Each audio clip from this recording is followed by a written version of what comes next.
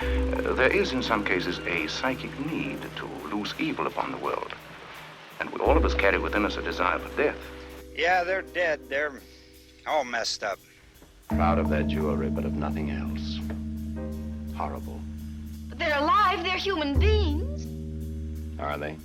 She must dance at the Carnival of Souls, held just for her. For they have come for her for the last time. God made some men poets. Some he made kings. Some beggars. Me he made a hunter. My hand was made for the trigger, my father told me. Well, he may institute a reign of terror that will make you agree to do almost anything. Welcome to this week's episode of Crifearion. Nick and George here with Westworld episode 7, season 3, Past Pawn. I love that it started with a chess reference. That made me pretty happy. This is my favorite episode. This was your favorite I didn't think it episode? was going to get better than genres. Yeah. It did it. Interesting. Wow. So this is probably my third favorite. I think I have now come to think the pilot was... You didn't think highly of it at first. I know. That's but interesting. Because I think it's because the more we followed William's arc, the more I realized that I wanted to be spending more time in L.A. with Caleb and Dolores. That makes sense. Right? Which was what the first episode was really setting up. And Charlotte. And I love Charlotte's episode. I actually loved how the last episode ended with Charlotte, the one we're not going to talk about, Decoherence. Oh, yeah, where she was burnt to a... Where she was burnt burnt, like a well, dang yeah, but piece of her toast. just whole escape from Sirach scene was amazing. Right? So, like, I really like that. And I like genre, but this was a great episode. And I liked what she was setting up for in this episode. Where they're like, fuck Dolores. Well, user. let's jump in and talk about, because you love the first scene. The first scene felt like a Daniel Craig James Bond scene in Westworld. Dude, it was so good. It was like the so whole time good. I was watching it, like I was like, this thing is shot so awesome. Like the whole scenery looked cool. The suit the dude was wearing looked cool. And then when you saw what's her face? Clementine. Yeah. Because I didn't watch season 1. Right. I jumped into 2. I know she was a big one in that. Yep. But I knew the face. Yep. And I was like, oh shit. Yep. Well, This and is you gonna be remember great. from season 2 because she was the toxic one that rode up and killed all the hosts when Maeve was trying to get him into heaven. Remember, she was the one on a horse when all the death was. Oh, yeah. So, like, she's just become basically like Typhoid Mary. Like, she's to be feared, which was not how she started. Right. But And yeah, the little gun he had. Oh, the suitcase gun? Yeah, the suitcase that was gun. amazing. Except for he fired 1,000,000 bullets at her and never hit her. And that made no sense because Dolores is pinpoint accurate with her shooting. Yeah. It's weird, though, like, when you after you talk about it like that, like, of course it makes sense. But when it's happening, I'm just like, oh, this is great. No, I think it was amazing. I don't think it was continuity error. I think it's because it's because Dolores is usually shooting humans, like, because Clementine's so fast. Very true. Right? Like, that, it just freaked me out for a second. I'm like, why is she not? But then I realized that Musashi / Dolores was trying to shoot Clementine, who is an equal, basically, or almost equal at this point. Whereas usually she's just picking off humans, and that's I like... like when she was smashing the dude's head against the pole, and then, like, she had, like, a recollection of, like, oh, I'm a lady.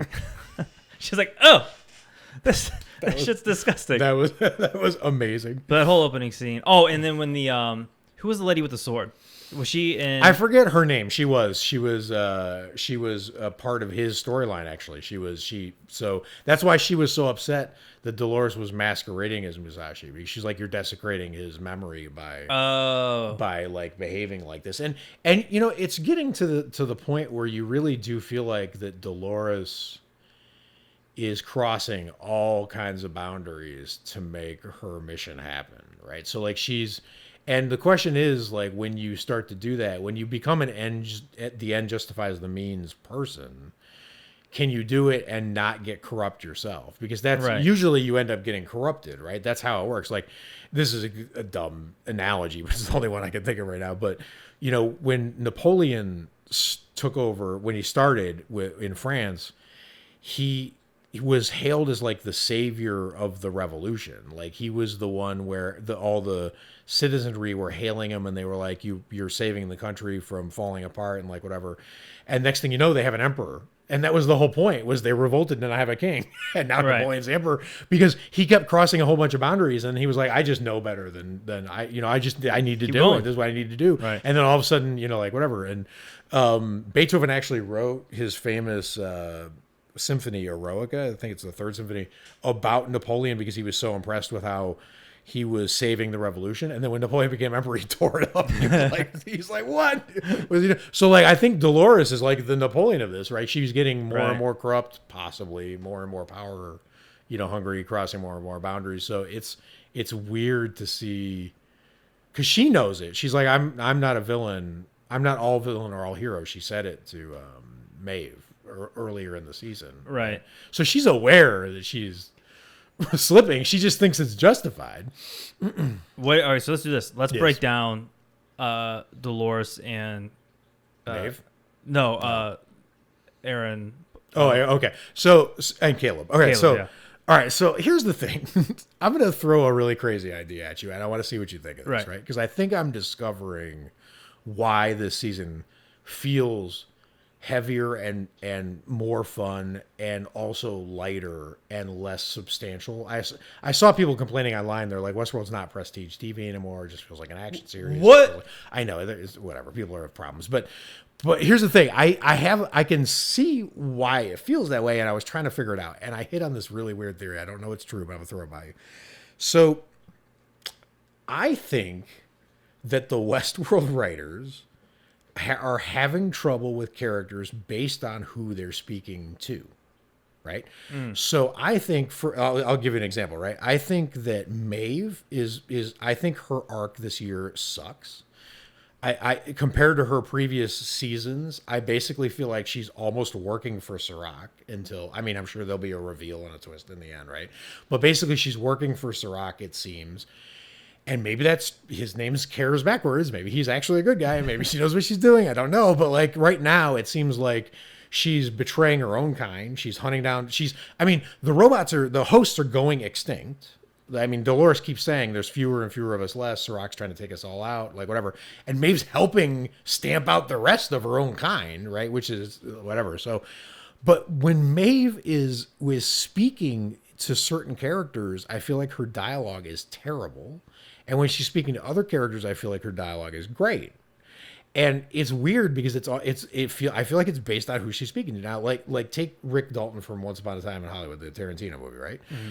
No matter who he's speaking to, he's amazing. When he's speaking to Brad Pitt, he's amazing. When he's speaking to the little girl, he's amazing. When he's speaking to whoever, when he's speaking to, like, even the stuff he does at the end in the last fight scene, like in the end after the flamethrower part, when he's yelling at the hippies, get out of my yard, right. All of that is amazing, right? But with Maeve, I feel like her quality goes up and down based on who's in the scene with her. Does that make sense? Yes. I'm sure you don't agree because you like Maeve, but I structurally, I just feel like her dialogue, her mission, her character arc, right now to this point, it feels like she's being manipulated by Serac completely. I'll say this. I haven't been paying attention enough to like how she's talking to other people for it to like be noticeable. Mm-hmm.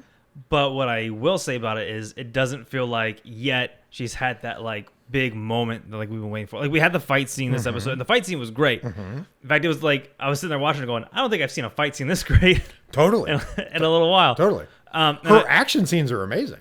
Yeah, and I loved how like the gun Dolores was using, like that sniper rifle, and then the drone was like boxing them. Yeah, and they each had one. Yeah, like and they even countered each other. There was a moment where the gun was firing at the drone. They were shooting at each other. But I loved how they kept them boxed in for the fight. That was pretty cool. Mm-hmm. But I still don't feel like we've had that like Maeve moment yet. That we're all waiting. We absolutely haven't. Like the only thing I thought we were gonna get it this episode. Right. Well, here's the weird thing is she's been amazing this year, but she's only been amazing this year dialogue wise when she's dealing with the writer in the simulation. All those scenes have been great. Yeah, those have been good. Right. And she was good when she was dealing with fake Hector. Mm-hmm. Right. But like if you think through her arc, at this point, roll it back. Let's do a thought experiment, right? From Serac's point of view, right? If you go to him and you go, right now, how do you grade how much Maeve is helping you achieve your goals? What grade do you think he's giving Maeve? B plus. Yeah, or A minus, right? So Serac, the human manipulator, is giving Maeve the symbol of ghost independence and A minus for doing exactly what he wants her to do. It's bothering me. Overthinking. Fair enough. I mean, it's leading to great scenes. I just don't like her arc, but it doesn't. We don't have to stick on I it. will say this though, because there's not a whole lot to talk about with Maeve this episode, other than that. Right. Other than the fight scene, right? Yeah, well, the fight scene was great. I just hope like there's still like that big I do too. like epic hero moment, and I think that'll save all of that. Yep. Yeah, you're right. A lot of this depends. A lot of their arcs depend on how it all plays out. So yeah, that's right, for sure. That's true. What else did you love about this episode, dude? Okay, so the music in this episode was really great. You know what it reminded me of? Too Old to Die Young. Oh, I can there was a lot of I synthy, can like totally see that. like really cool shit. Like when actually, it's been more than this episode that it's been like that. Yeah. Every time we're in downtown LA, it's sort of like I got a big Too Old to Die Young vibe, and like that shit was great. I absolutely, absolutely love that totally show. agree. So getting that little flavor was great. Totally agree. The best part of the episode was finding out what happened to Francis. What a dick twist that was. Yep. All season long. Yep. And what's funny is like your gut reaction of like, did he kill him, is right, but not right in the way you think it is. Like it's like on a different parallel as to why it's right. Because for me, at least, it went. Caleb probably killed him. They're making it look like it was in war. And then I was like, okay, well, maybe it was like not Caleb. Maybe it was someone else, because there was like a lot of shady shit. So maybe someone else killed him. And then I was like, but maybe he did kill him, because then they kept showing like the ocean and all that. And I'm like, okay, maybe he did kill him. I think he did kill him. And then some more seems to happen. I'm like, yeah, he didn't kill him. He didn't kill him.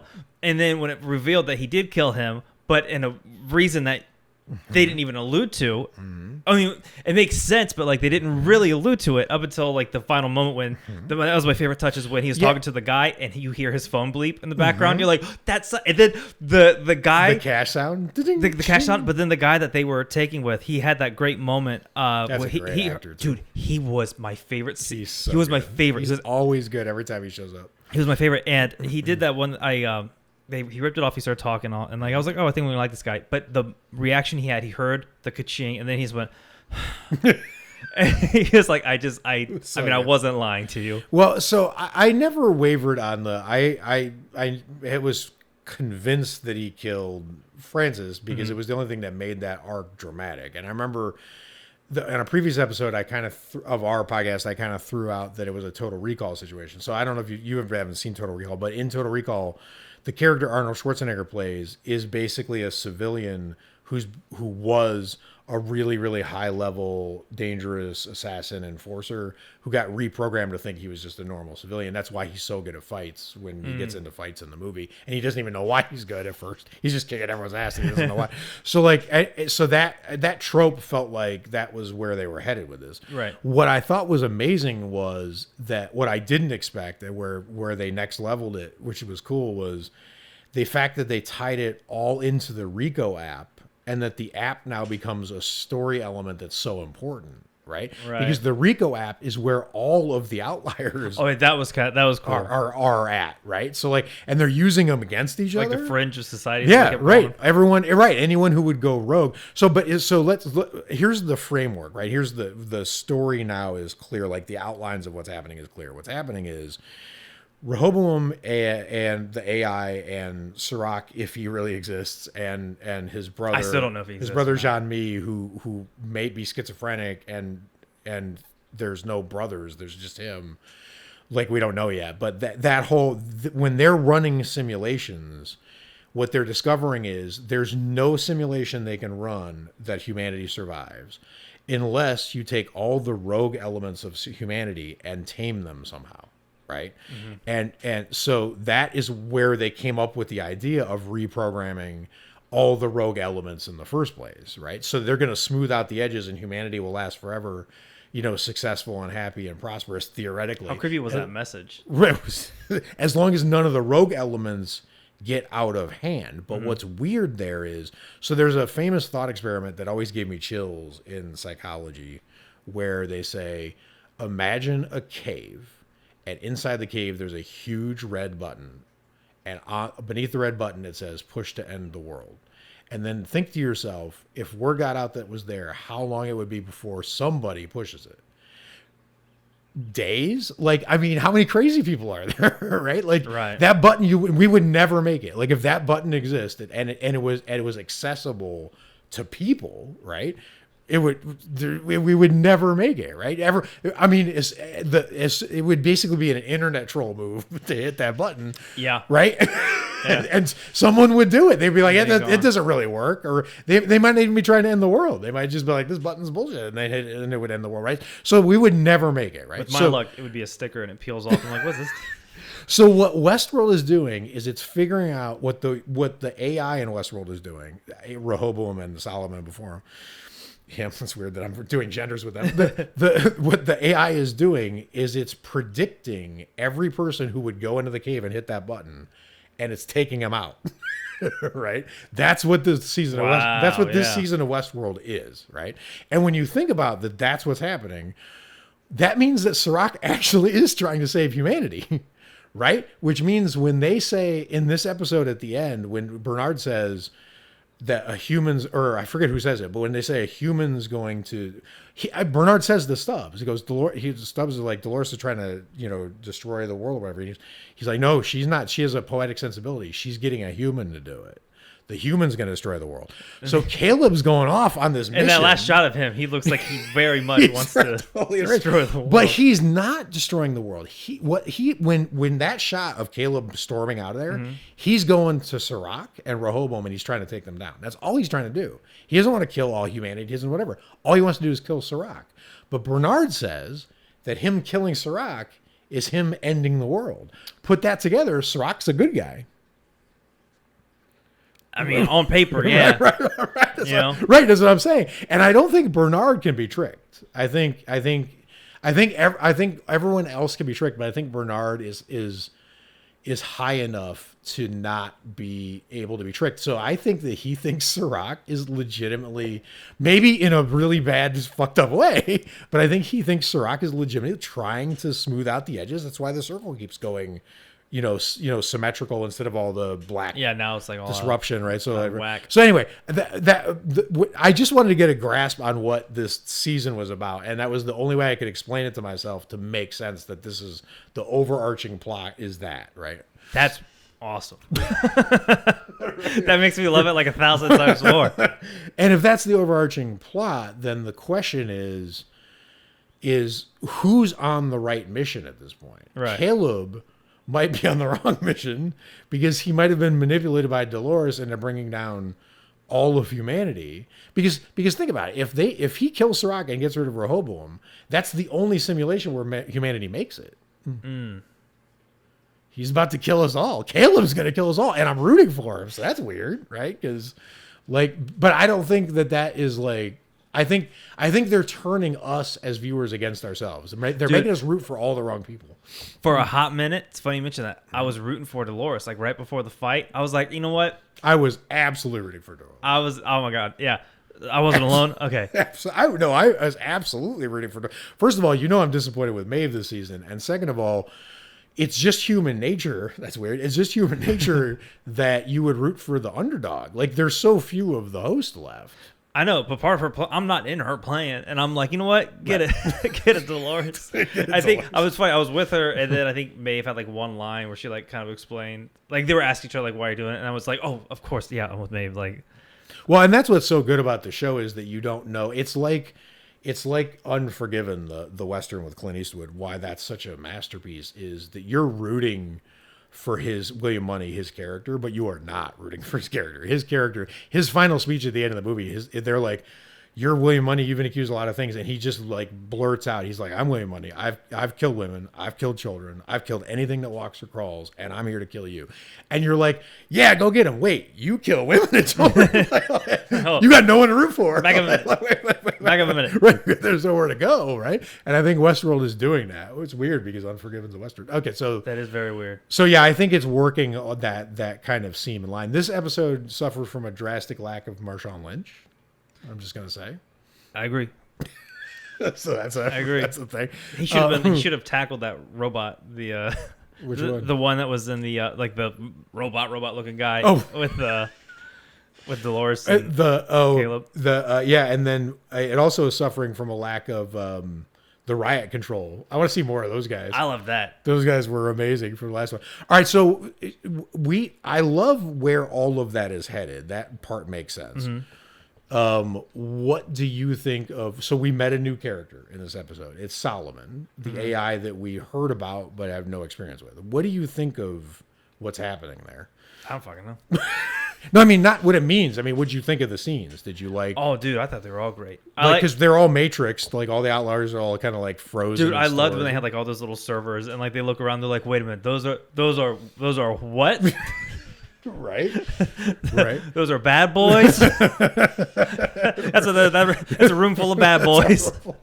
That's what that scene should be called. A room full of bad boys. No, I thought he was great. I liked how he kept updating like the probabilities and shit. He was like, well, the revolution's still going on. Yeah, like that's cool. It was like a stoned Hal from 2001. Yeah, he was like Hal, but high. That's exactly what it was. But no, like all these scenes. Like I swear to God, like I just think this show. And then I watched the new Killing Eve last night. Oh, cool. I think they're the best shot shows. Like they're for sure. They're fun to look at. Oh, Killing Eve. And the way they did Solomon, I thought looked great too. Like that whole it felt super sci-fi. Like which is why I think I'm so into the show because I keep saying it. Like I haven't been into sci-fi in like a long time. But this show's like doing it like above and beyond. Yep. Like a level I imagined. Those scenes were all great because then that led to the Francis scene and that gave us that one actor who just absolutely crushed it. And then I was buying Dolores for a minute. Yep. Like I even loved when before her and Caleb got to the compound when they were like riding their horses and like they sort of had like they had a cool like little chit chat about Westworld. He was kind of like spill the beans, like come on, be honest with me, like, what happened over there? But then that gun she had, where it like lined up all the targets and just was like bow, bow, bow, bow, bow. And then he was like, well, they got 2 people outside, so that means they probably got 3 people inside. And then she shot enough to have like one more person left. Yep. And then she they stroll in and one guy pops out, jump scare, and she guns him down and she turns him up and she's like, you're right, there were 3. There were 3. Like their dynamic is the most interesting in the show. I thought it was gonna be Maeve, but like these two, I'm like, can we just follow these guys for a while? Followed by Bernard and Stubbs. Right. I'm a little confused still about Caleb because it felt like Caleb randomly encountered Dolores at the beginning. Remember how they met? Is anything random though? I don't think it is, but it's how they met is still a little unclear to me how that was manipulated because that clearly had to happen unless Dolores had multiple humans that she thought she could turn and Caleb was one of them, right? Everything in this show they keep saying is predetermined. What if like one thing was fate and it was that? You know what I'm saying? Like that could be like that poetic version of that. Totally. I'm sure they'll explain it, but like, that part I'm still a little confused on. All right, so that would actually be cool if it was fate that put them together rather than the predetermined kind of bullshit. So before we recorded, actually last week, you and I were talking about how William Ed Harris was losing me a little in the last episode, the decoherence episode. I'm like, I know there's multiple Williams and like whatever. I loved his first scene in that episode when they were like, when he's in the therapy circle and they're like, tell us your thoughts. And he's like, my thoughts? Okay. That one is like, what the fuck is wrong with you? The woman just starts crying after he's done. was amazing, right? But the whole, like, you know, it's so navel gazy for him to have multiple hymns that he's talking to and working out his issues and all that. I started to get a little tired of that, right? But he won me back in this episode. This episode was great because I liked his arc. I liked his I'm gonna kill you, so kill me now while you have the chance, or I'm leaving, right? So like all that kind of like the way he handles that, I thought was pretty spectacular. What do you think of Ed Harris in this?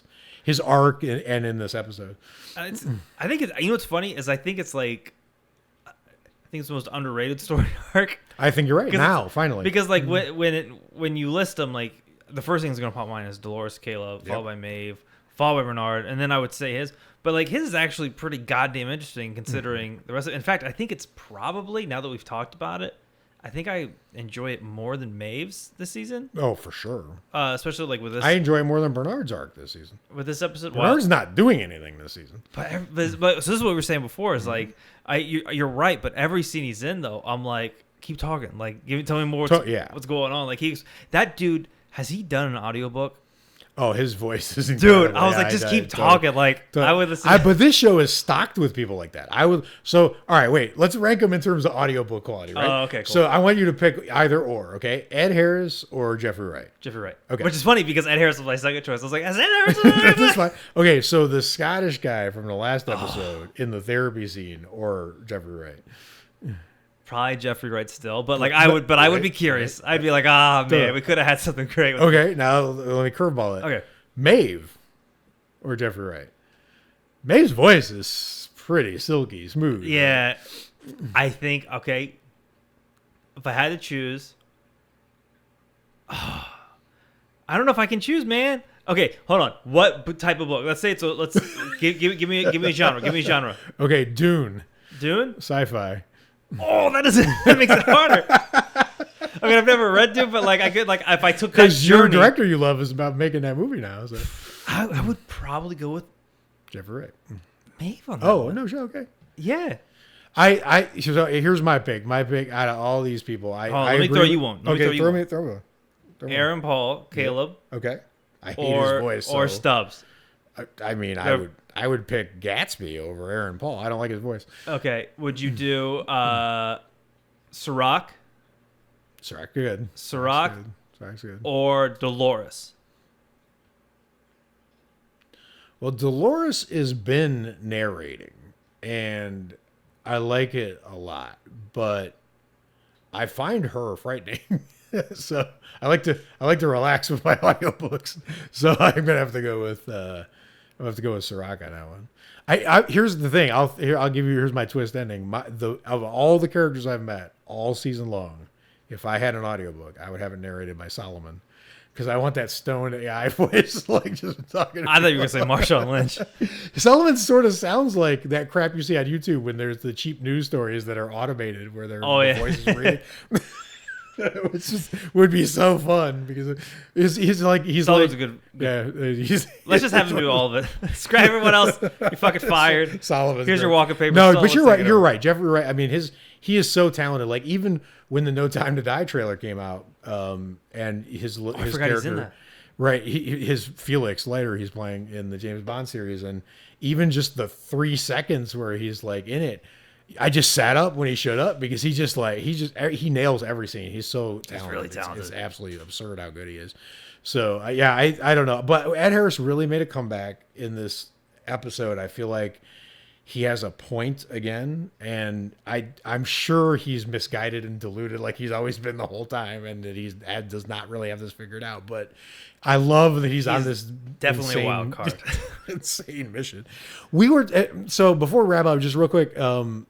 Hit me with anything that you want to talk about before we end, and then I just wanted to kind of what I was talking about before was I'm trying to figure out what big mysteries are left, and I think the biggest mystery left right now, to me the biggest hanging mysteries left are, I'm sure I'm missing a lot because it's Westworld, are one, is Sirach real, and two, why did Dolores bring Bernard back? Right. And I'm sure we're going to find out most of that, although they've been approved. Season 4 is official now, so we're not going to get like this. It's not a series finale next week, right? So, but I think I have an inkling of why Bernard's back. I haven't seen anything on the internet about it, but I'm just guessing. I don't know if Sirach is real. That's like a 50-50. I still can't judge. I have no idea. Because here's the thing. I know we've physically seen him affect things. I know he hasn't been a hologram the whole time. There are times where he's physically moved objects. The first time he met Maeve, she had a knife and he froze and took the knife out of her hand. Remember, he was like, stop all motor functions, and surprised her with the fact that he put her back to being a host that could be controlled, because that didn't work on her before, right? But he actually took the knife out of her hands, and it wasn't in the aspect ratio where we were in a simulation. So I'm assuming that's real world, and I'm assuming he physically took the knife. Right. Which is weird, uncharacteristic that he would be that close to someone that dangerous physically, where she could have killed him. But Yeah, but he's been blown up and shot. I think the showrunners are thinking. And in the flashback, he kills the business partner by smashing his head in the airplane wing. Yes. And he was there, right? So like that's sorry, like that's so I think that he physically real. exists. And there is a moment where Dolores said you can be killed to him. And I don't think Dolores could be that wrong. Right? Because he was like, he says a really cool line to her in the airport hangar. He says, you've died so many times you think you're immortal. And she's like, oh no, I can be killed and you can be killed. She's like, by the way, bitch, I'm bringing you with me. Which was a great scene. So I'm just going to go ahead and assume that he physically exists, even though I've seen a lot of fun theories that his brother's a schizophrenic and like whatever. But it's interesting that there's a parallel between, so you didn't see the first season, but basically Arnold, which is what Jeffrey Wright's character originally was Arnold and Anthony Hopkins Ford co-started the park, right? Mm-hmm. And they each had their own stance on the hosts. Arnold didn't want the hosts to be tortured, realized they were getting feelings. Ford seemingly didn't care and just wanted the park to function. And then he came to Arnold's side and agreed with him eventually. And he was like, this is wrong what we're doing to the host. And that's why he set Maeve free and Dolores free and all that stuff. So Ford, it moved over to the side, but originally there were two people with two opposite feelings about their creation. Does that sound familiar? Because you got Solomon, Jean-Mi, and you got Rehoboam, Sirach, and they clearly are now not agreeing with like what should be happening. So it's weird how it's paralleling where it came from, right? So that's really cool. But I think that means Sirach is real. So what do you think? You think he's? I think he's gotta be real, right? But like, you never know with this show. Yeah, like they could pull something out of their ass and be like, by the way, he's never. You guys are idiots. Can't believe you bought that for 1 second. Right. Dumb-dumbs watching the show. Right. Well, unless they do like it's all a simulation or something, which would be fantastically stupid. Then I'm just going to assume that he's real and killable. Now Bernard, that part I still don't get, because Dolores seemingly brought someone back to not help her at all and attempt to stop her. Like Bernard thinks that I think he finally realized at the end of this episode we just watched that it's more complicated than that. But he felt like the whole time he was like, I'm here in case Dolores gets out of hand and tries to wipe out humanity so I can stop her. Right. That feels like his mission. Right. But she made him. Why would you make someone to stop yourself? Why would you do that? Right, Yeah, exactly. So the only guess that I have about this is that, and this is probably not right. This is based on no research. It's just like whatever. But I was thinking to myself, it made a little bit of sense. So the show's built on a chess metaphor. A passed pawn is a pawn. So pawns are the weakest pieces for people who don't play chess. Pawns are the weakest pieces on the board. They can basically do almost nothing. They can only move one space. The queen can move any direction, as many spaces as it wants. The knight can do all these crazy jumps. The pawn can just go don't, right? So it's the weakest piece. It can't even go backwards, right? So pawns are just there to get slaughtered, basically, in chess. But when a pawn passes, that means there's nothing left ahead of it, which means it's got a clear path. And if it gets to the last row, it gets to become a queen. So now you have the most powerful. It can turn from the weakest piece into the most powerful piece. So Dolores has cleared the path for Caleb. Caleb is clearly the passed pawn, right? She's tried to get everyone out of Caleb's way. She's distracted everyone to think that it's her. They're all focusing their attention on her, right? So we got to stop Dolores. Dolores is the Deathbringer. Dolores is going to be the end of humanity. And while they're all focused on her, she's just trying to clear the path for Caleb so that he can go down and become Dolores, become the passed pawn and become a queen, right? So the chess build metaphor makes sense, and all of that is really cool. So if that's kind of what that is, it makes sense that Bernard. So what she must be calculating is, Sirach is smart enough to figure out everyone that's working for Dolores, and he's trying to stop anyone who might be a Dolores ally. To Sirach, Bernard must look like a Dolores enemy, so he's not trying to stop him. Easy game, right, easy life. Right, exactly. So the only way to have someone who might be an ally who works for you that no one can detect as an ally is to have the person who's your ally not even know they're your ally, right? So like that's the only thing that makes sense to me, right? That's why I call it 4D chess. Exactly right. So I mean, that might be cool if that's how that plays out, but Well, we're gonna it find might not out. even be anything that's How many happening. more I'm just episodes are told. left? Shut the fuck We're up. one away, man. There's one episode That's it. left. Season finale series finale, season finale so next week. What? What? I know, it's Dude, I crazy, felt like right? it took forever to come back. I and know. Now it's over. I know, and now it's gonna take another year. Dude, and a half to- BattleBots last longer than Westworld. That's a way bigger production. It flew by, and you know what's weird is you were saying this before, and I actually put it on our social distancing Facebook page because I wanted to see if everyone else felt that way, and everyone agrees with you. You told me the other time that March felt like it took a year, and April went like that. You're like, where'd April go? You're April, like, I where can't the hell did believe April I go? was in April. Right? And I was like, so I put it on the social distancing play. I'm like, where'd April go? And like everyone was like, yeah, where'd April go? Why is it so fast when March was so slow?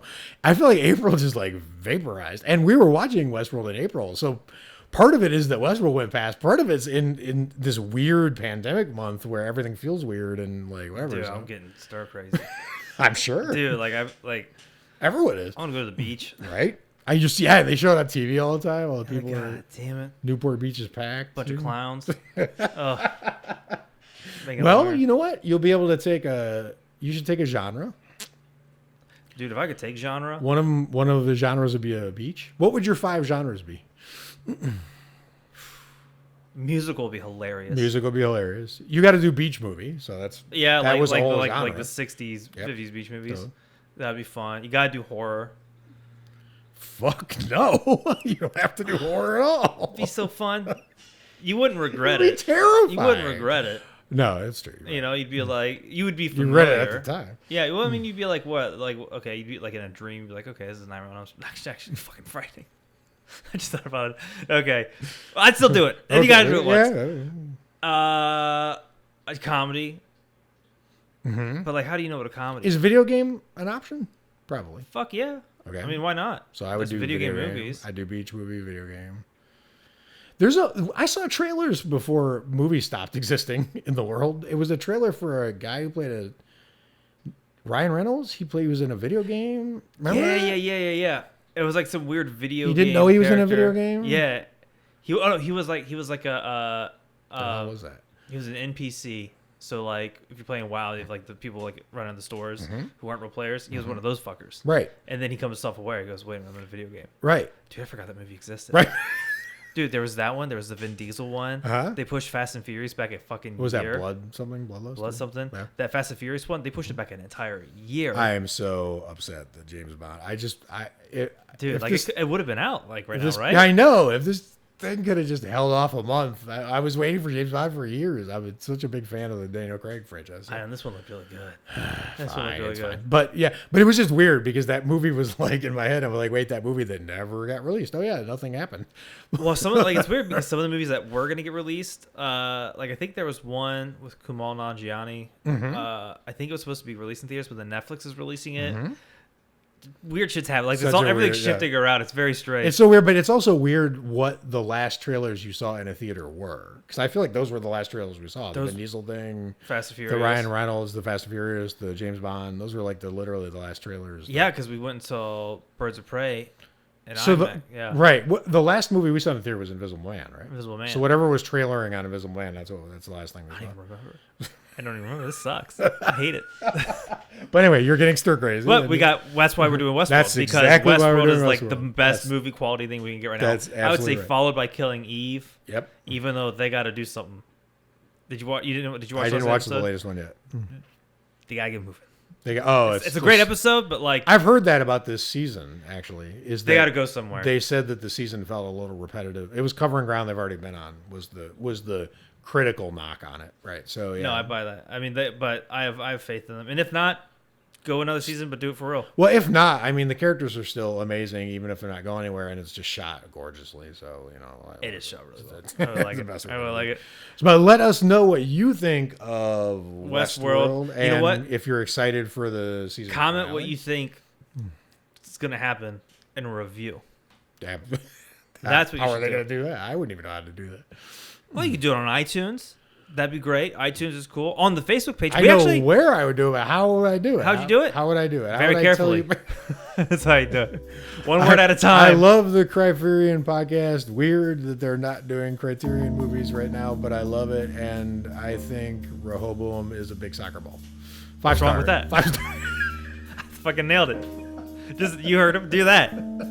That's it. 5 star. 5 stars. Hey, until next time, watch a bunch of movies and watch Westworld and Killing Eve, and we'll see you guys next time. Bye. Bye, guys.